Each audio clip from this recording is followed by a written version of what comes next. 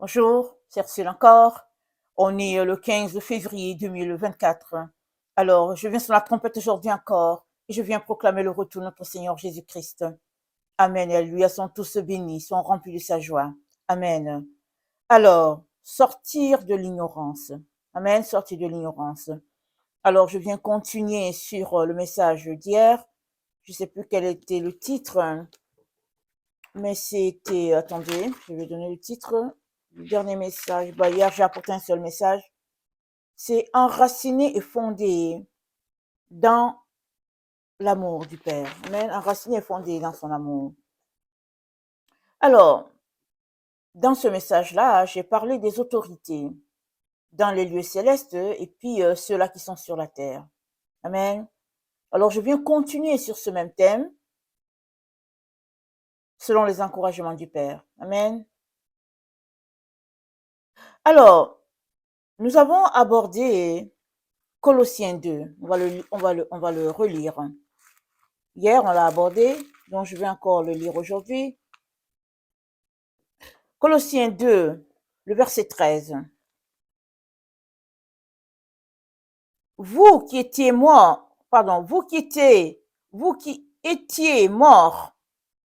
vos offenses et par l'incirconcision de votre chair, il vous a rendu à la vie avec lui, en nous faisant grâce pour toutes nos offenses. Il a effacé l'acte dont les ordonnances nous condamnaient et qui subsistait contre nous. Il l'a détruit en le clouant à la croix.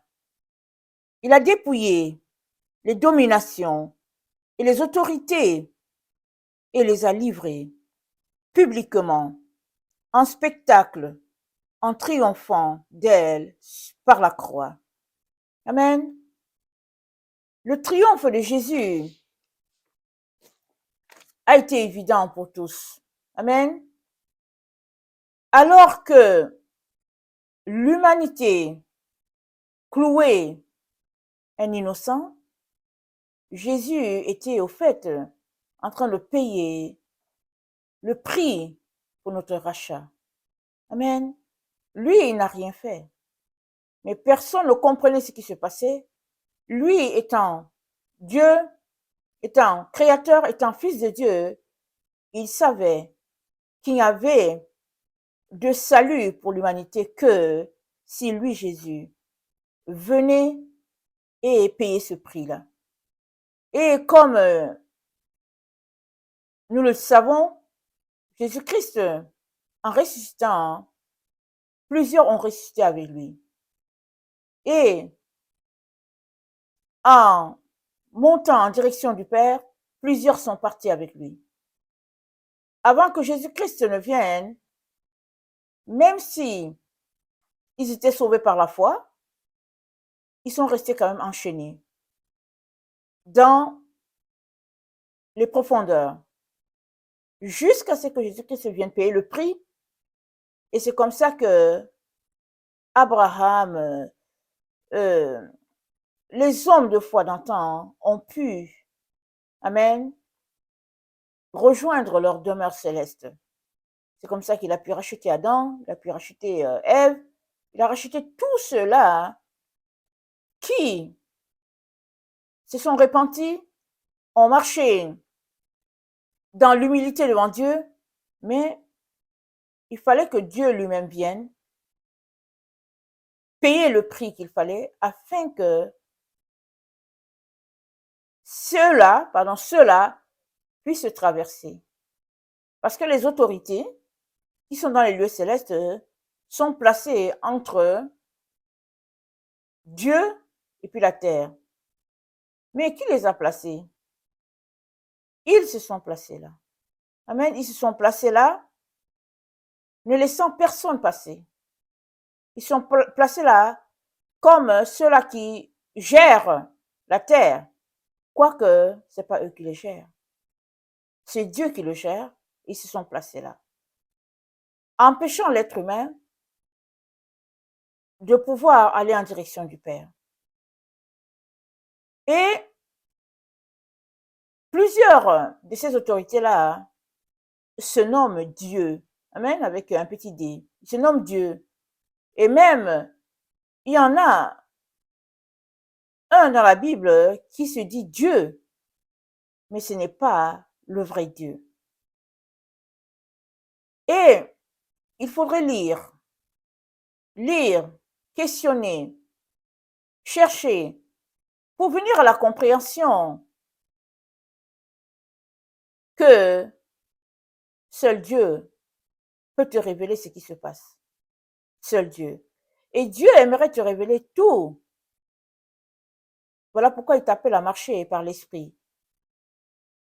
Ainsi, les autorités dans les lieux célestes n'auront pas de pouvoir sur toi.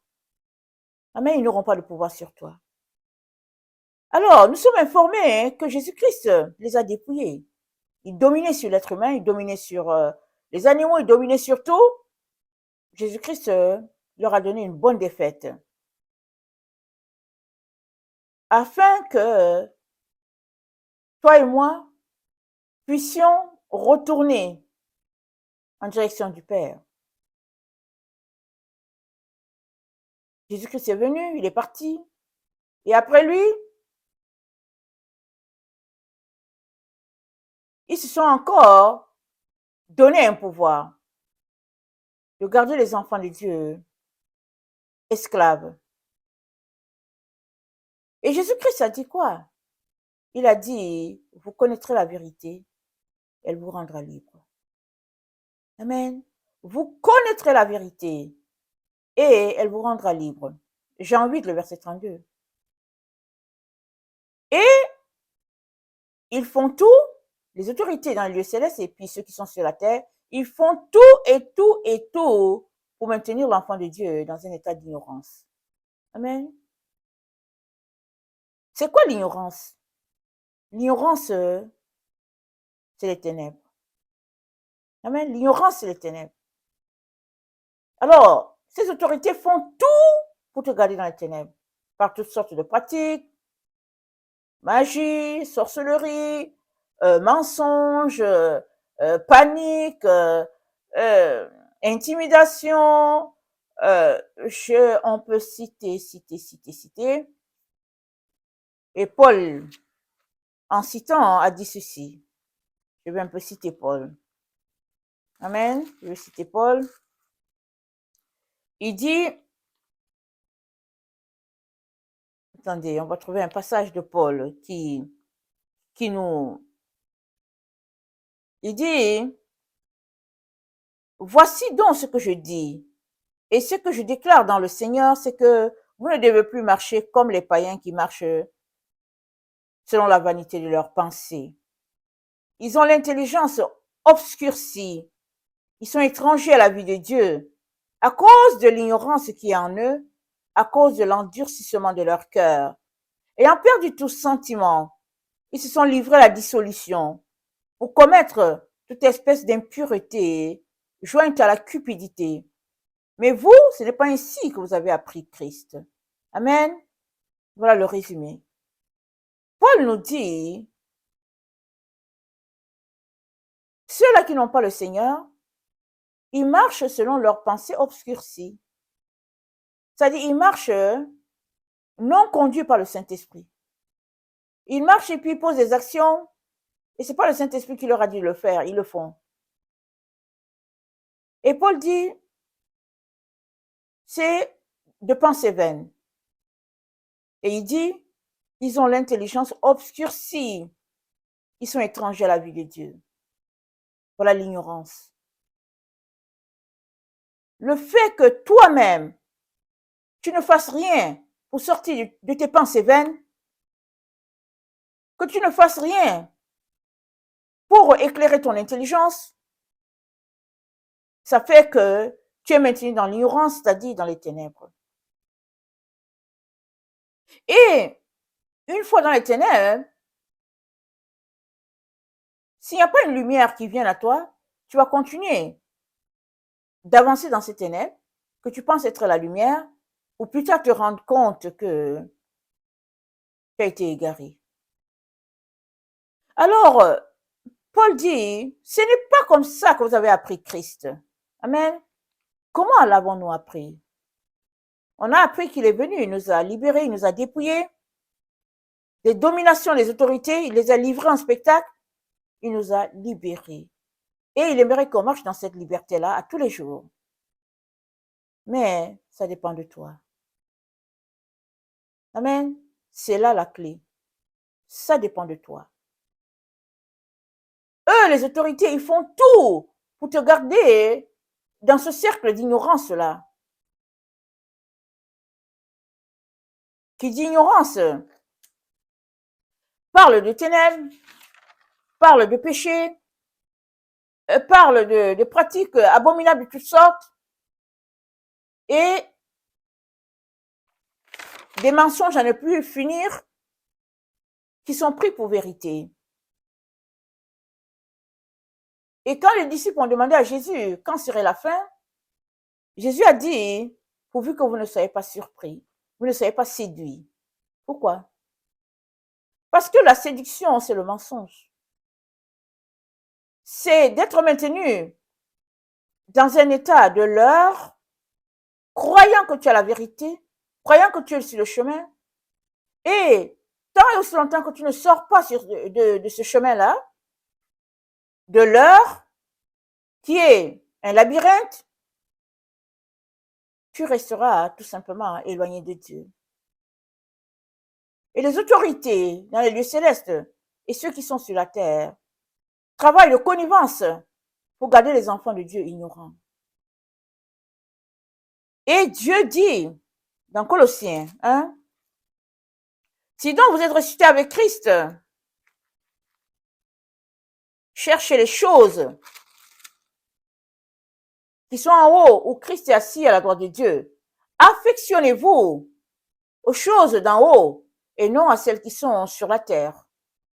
Car vous êtes morts et votre vie est cachée en Christ, en Dieu.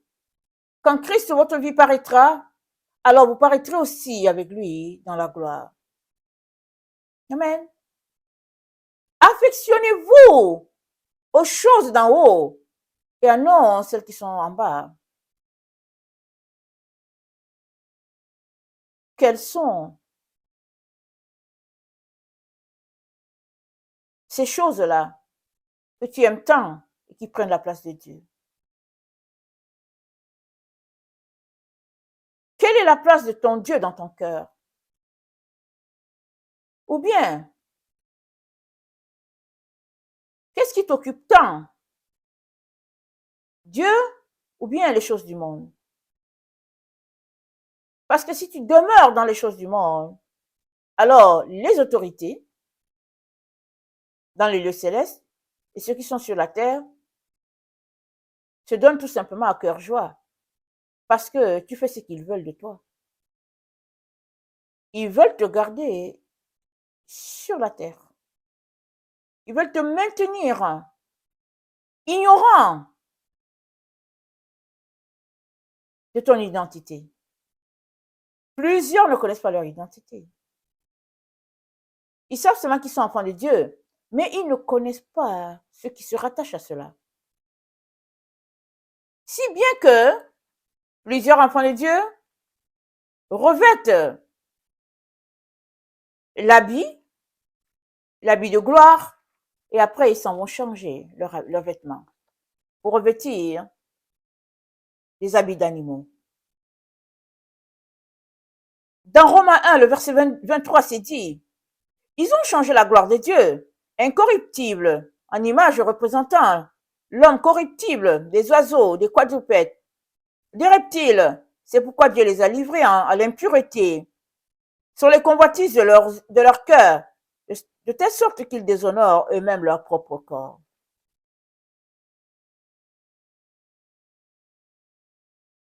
Pour changer sa gloire,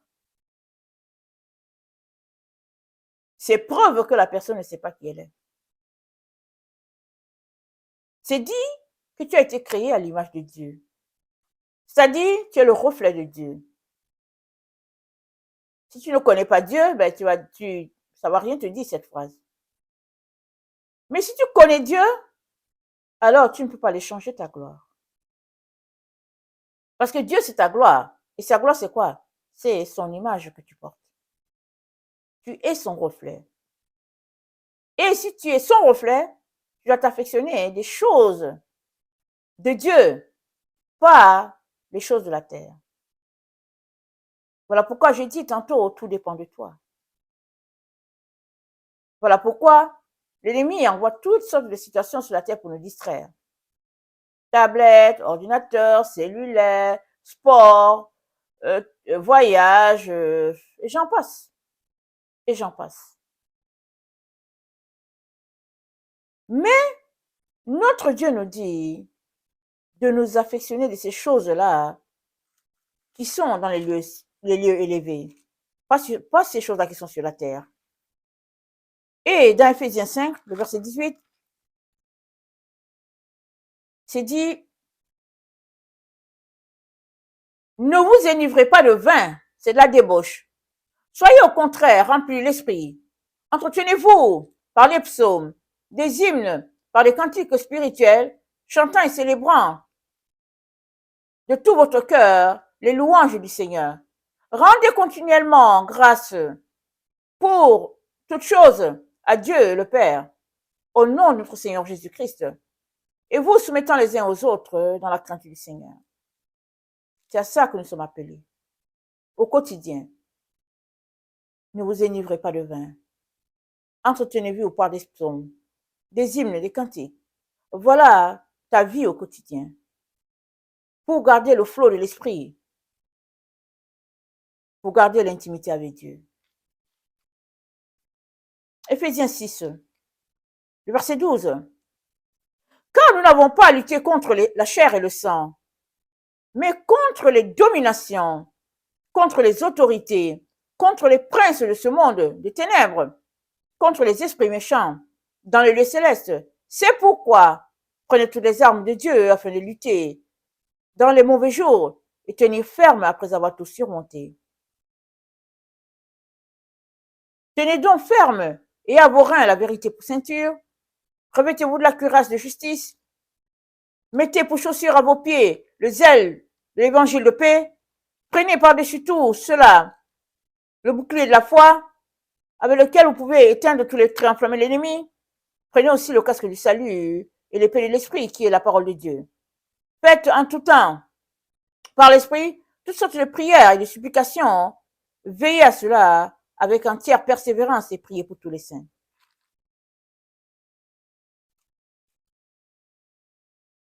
Nous avons des armes dont nous devons nous revêtir à tous les jours.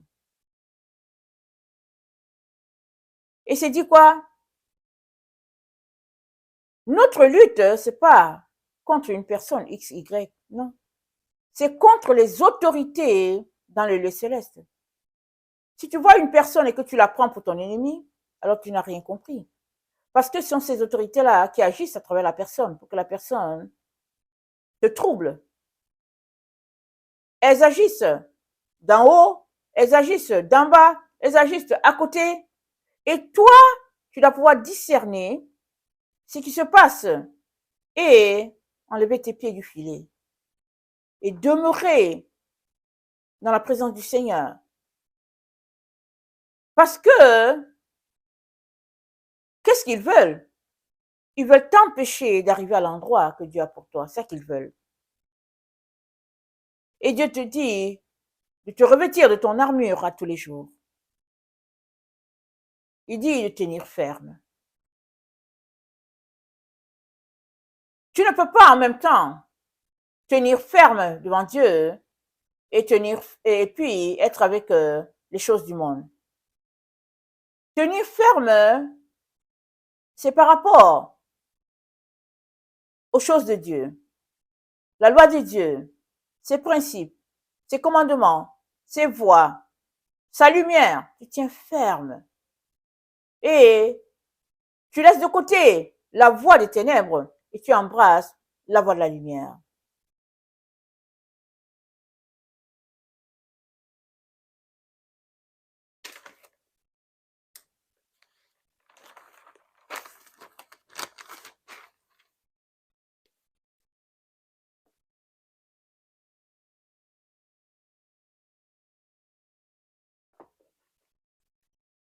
Excusez.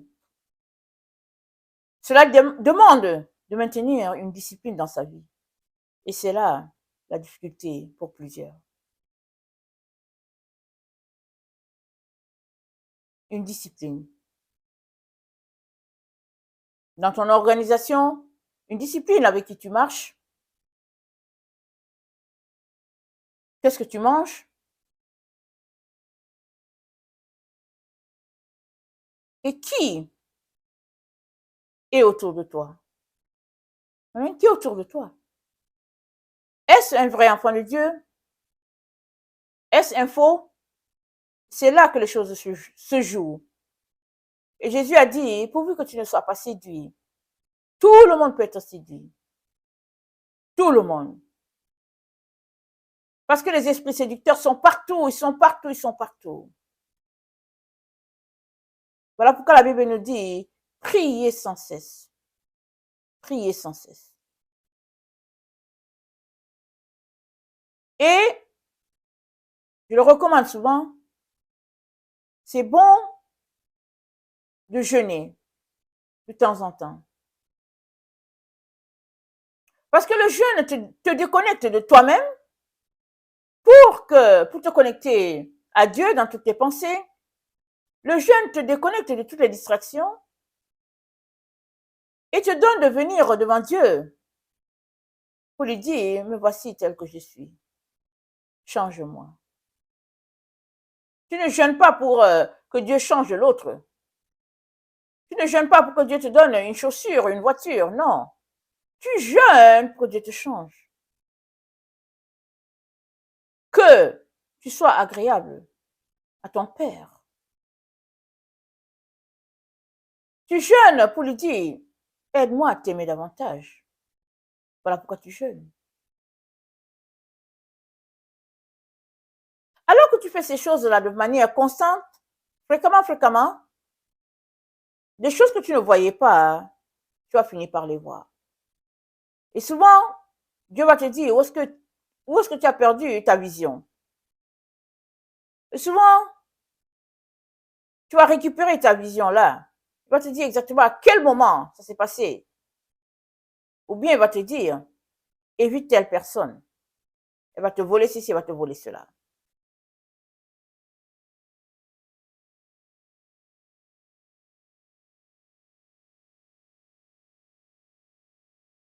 La plupart des enfants de Dieu ont été conduits et puis sont conduits à être aveuglés.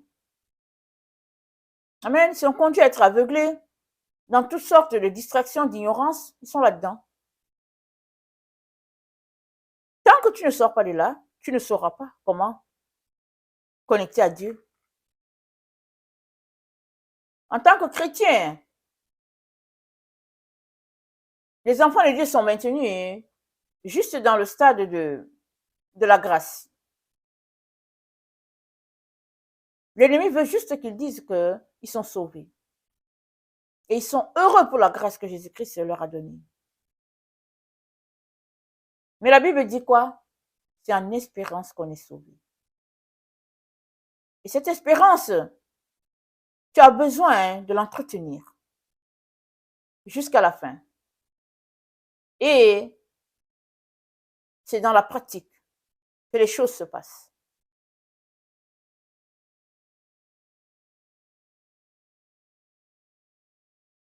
Et c'est là qu'interviennent les autorités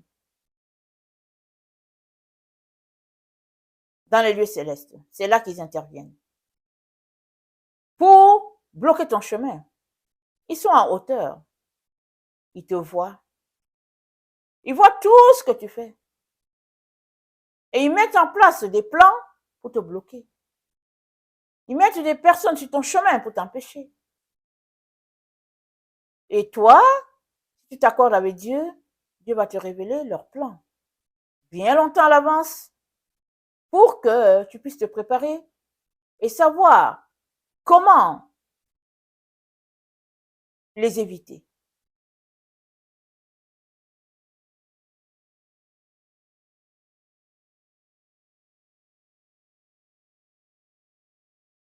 Les ténèbres, comme dit, c'est l'ignorance.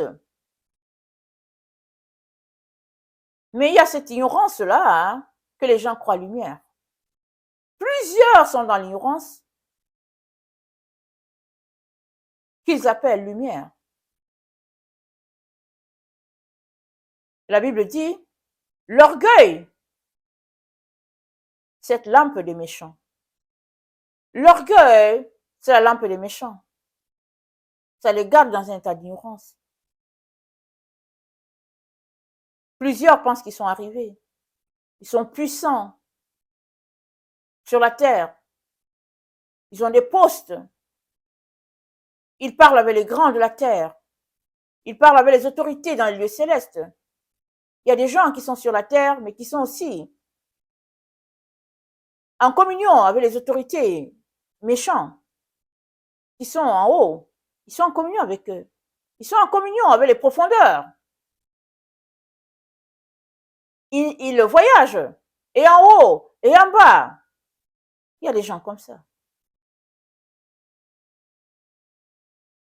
Mais toi, évite-les. Mais comment vas-tu les voir? Sauf si le Seigneur te garde occupé à ces choses. Voilà pourquoi Dieu nous dit, si la lumière qui est en toi est ténèbres, grandes sont tes ténèbres. Parce que la personne, c'est pas son apparence. La personne, c'est ce qui est à l'intérieur, c'est qui elle est dans le monde spirituel. Les autorités de la terre ont beaucoup méprisé Jésus. Mais Jésus était Dieu au milieu d'eux. Mais ils le prenaient pour le fils de Marie, un enfant illégitime. Mais s'ils savaient que c'était Dieu au milieu d'eux, oh, que les choses auraient été différentes.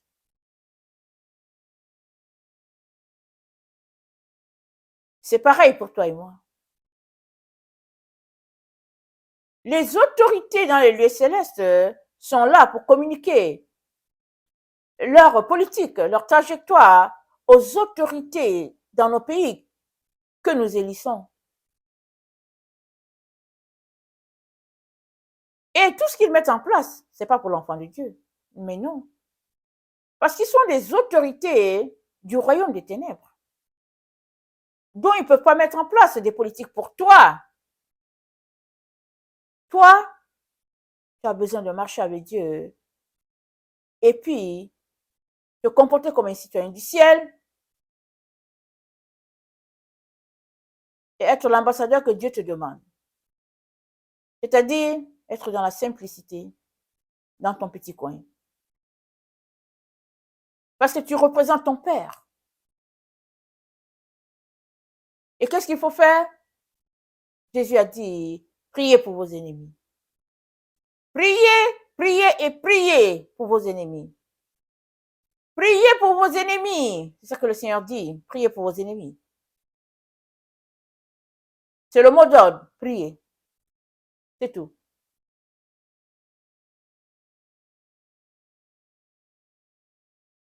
Apocalypse 12, le verset 11.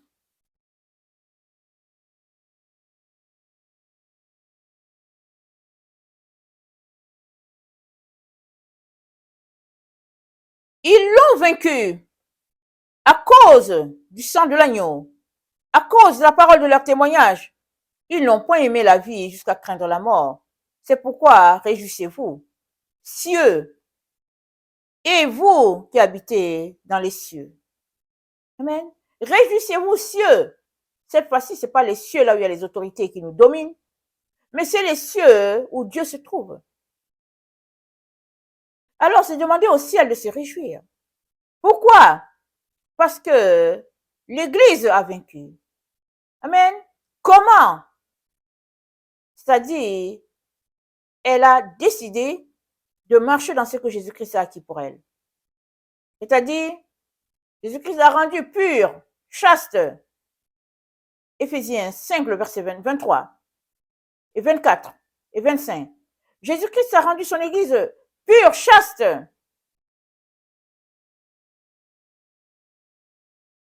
Et il demande à ses enfants de marcher comme ça, sans tache ni ride. fois que tu te mets à marcher comme ça, tu deviens vainqueur de la bête et du système. Tu ne manqueras pas de nourriture. Tu ne manqueras pas du nécessaire. Mais tu ne vivras pas dans l'opulence, comme ceux-là qui n'ont pas Dieu. Et c'est quoi? C'est dire, ils n'ont pas aimé leur vie. Ils n'ont pas aimé leur vie. Si tu aimes ta vie, tu ne passeras pas. Tu ne traverseras pas les autorités qui te dominent. Mais si tu n'aimes pas ta vie, c'est-à-dire que tu aimes la vie de Jésus, en train de faire ce qu'il te demande, alors tu deviendras pur à chaque jour et ce n'est que comme ça que tu seras vainqueur. À la croix, les gens se moquaient de Jésus, ils ont dit, tu as sauvé plusieurs, sauve-toi. Mais ils ne savaient pas que Jésus devait rester là sur cette croix pour nous sauver.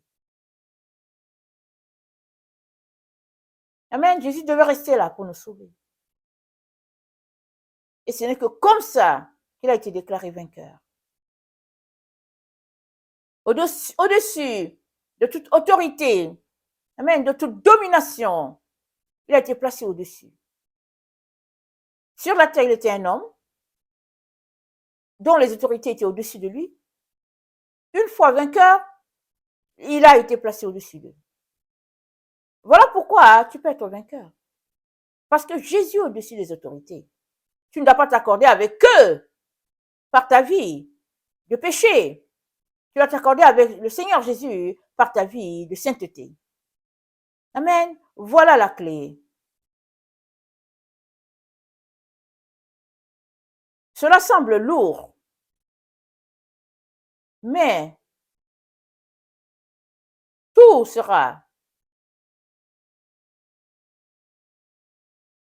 léger si tu décides de mettre en pratique ce que Dieu attend de toi.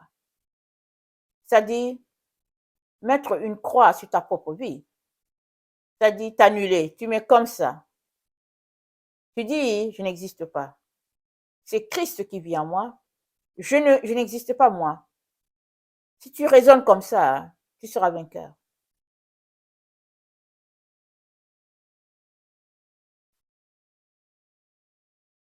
Je vais faire une autre vidéo parlant des autorités qui sont dans les lieux célestes et ceux qui sont sur la terre. Pour te montrer pourquoi tu devrais t'accorder avec Dieu. Et non avec ta chair. Parce que ce que tu aimes là sur ton corps, c'est ça que les autorités élèvent. Alors, ils t'envoient les choses pour ton corps. Les maquillages, les vêtements à la mode, les vêtements de femmes pour les hommes, les vêtements des hommes pour les femmes, et puis tout est renversé. Et puis bon, voilà, et puis on appelle ça du fashion, et puis ben voilà. C'est comme ça que les autorités, ils sont là dans les lieux célestes, ils te regardent, ils disent, bon voilà, il dit qu'il est enfant de Dieu, mais regarde comment il fait.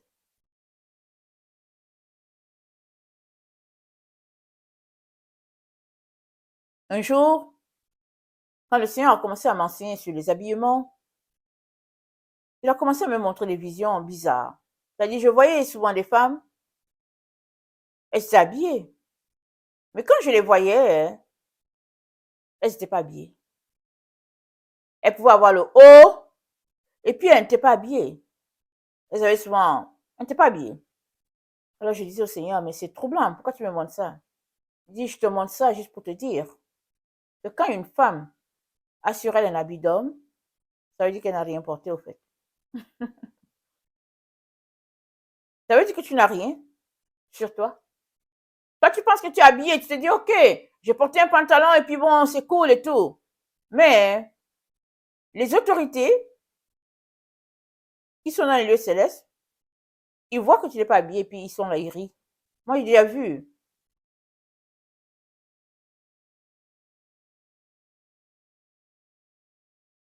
De la moquerie envers les enfants de Dieu. Pourquoi? Parce qu'ils sont dans l'ignorance. Jésus-Christ a tout acquis pour eux. Et au lieu de posséder ce que Jésus-Christ a pour eux, ils vont chercher les choses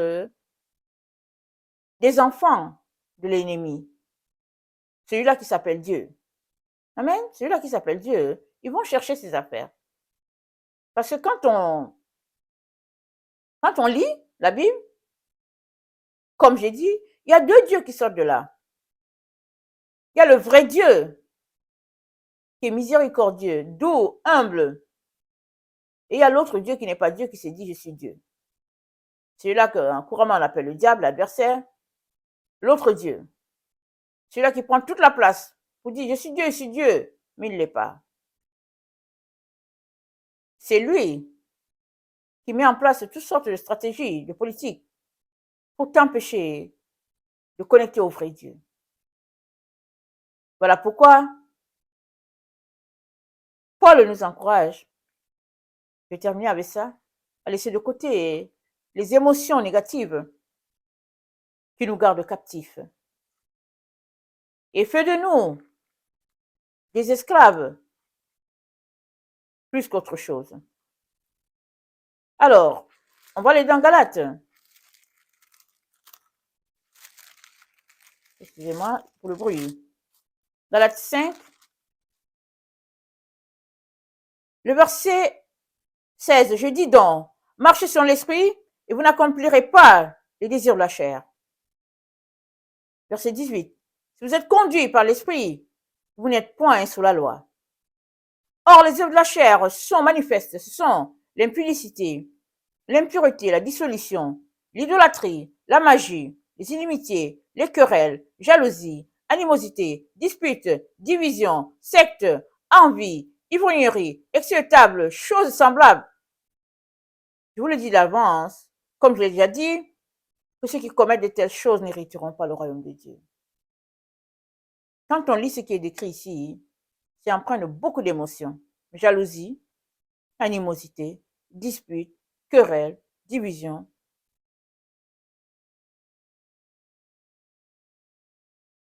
Nous devons